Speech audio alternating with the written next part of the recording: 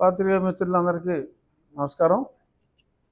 ముందుగా ఇక మన రెగ్యులర్ సబ్జెక్ట్స్కి వెళ్ళే ముందు నిన్న తెల్లవారుజామున జరిగిన ఆపరేషన్ సింధూర్కి నిన్న కూడా మీడియాలో మాట్లాడటం జరిగింది.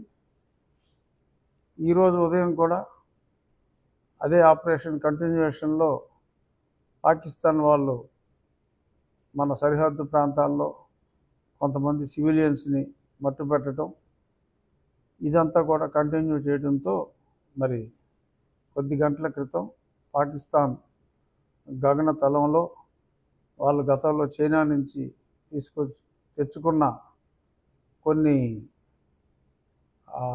మిసైల్స్ని వాటిని కూడా ధ్వంసం చేయడం జరిగింది అని చెప్పి కొద్ది గంటల క్రితం చూసాం. నిజంగా ఈ విషయంలో మొత్తం దేశ ప్రజలందరూ ఒకటే,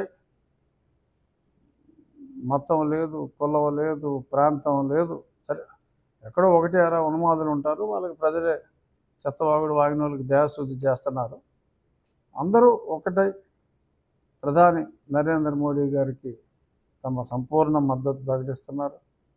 ఇందాక ఆంధ్రప్రదేశ్ కేబినెట్ కూడా చంద్రబాబు నాయుడు గారి నాయకత్వంలో సంపూర్ణ మద్దతుని తెలియజేశారు.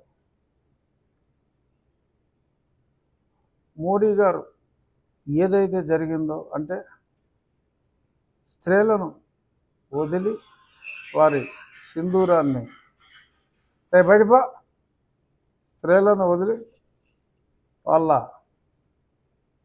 సింధూరాన్ని చెరిపేసినందుకు మరి ఆపరేషన్ సింధూర్ అనే పేరుతో, అలాగే ఏ వ్యాలీలో అయితే మరి ఎంతోమందిని మరి వాళ్ళ గతంలో పండిట్స్ని మట్టుపెట్టడం జరిగిందో, నిన్న ప్రెస్ మీట్లో కూడా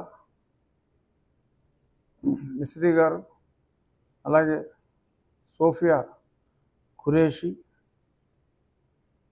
వీళ్ళతో ప్రెస్ మీట్ పెట్టి తగిన రీతిలో జవాబు ఇవ్వటం కూడా ప్రజలందరూ ముక్త కంఠంతో వేణోళ్ళ పెద్దలు నరేంద్ర మోడీ గారిని ప్రశంసిస్తున్నారు. మోడీ ఉండగా మనకు ఎటువంటి ఇబ్బంది ఇక భవిష్యత్తులో రాదు. దేనికైనా సహనం అనేది ఒకటి ఉంటుంది. మరి శిశుపాలుడు 100 తప్పులు చేసే వరకు కూడా మరి శ్రీకృష్ణుడు చక్రాయుధం సుదర్శన చక్రం ప్రయోగించలేదు. మరి పాకిస్తాన్ ఎన్నో దశాబ్దాలుగా తప్పులు చేస్తూనే ఉంది. మధ్యలో చిన్న చిన్న రిటాలియేషన్లు ఈ ఊరి అని మిగిలిన ఇచ్చినప్పటికీ కూడా మరి ఈ స్థాయిలో ఇంకా తప్పనిసరి పరిస్థితుల్లో మతాన్ని అడిగి నువ్వు హిందూ అయితే చంపేస్తామని చెప్పి మరి చంపటం మరి తీవ్రస్థాయికి చేరినప్పుడు మరి శ్రీకృష్ణులాగా మరి పాకిస్తాన్ అనే శిశుపాలుడిని తగిన బుద్ధి నరేంద్ర మోడీ గారు చేపట్టారు. ఈ విషయంలో ప్రజలందరూ ఆయనకి అండగా ఉంటారు. ప్రత్యేకంగా కోరుకోవాల్సిన అవసరం కూడా లేదు. త్వరలో పిఓకే కూడా మన భారతదేశంలో అంతర్భాగమై వచ్చే సంవత్సరం నుంచి మనం అందరం నిశ్చింతగా కాశ్మీర్